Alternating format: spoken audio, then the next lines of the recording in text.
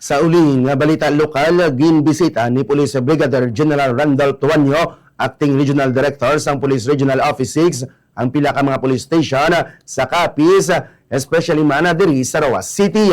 Ang pagbisita kabay na sa iyang pagmonitor agud masiguro nganda ang mga kapulisan sa pagserbisyo sa publiko kag nagasunod sa mataas nga standard sa nga disiplina kag profesionalismo. Sa interview sang Bombo Radio kay Tuanyo, iyagin payag nga kinahanglan magpabilin nga disiplinado, professional kag dedikado sa serbisyo ang mga kapulisan sa tanan nga tion.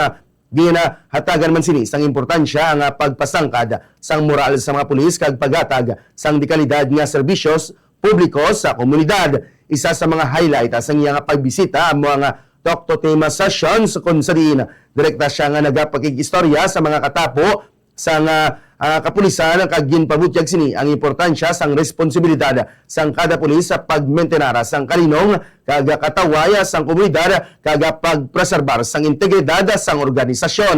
Yari bala pamatian nato nangin kabay na sang payag ni Police Brigadier General Randall Tuanyo. Station ang number 1 na police station na surprise visit natin.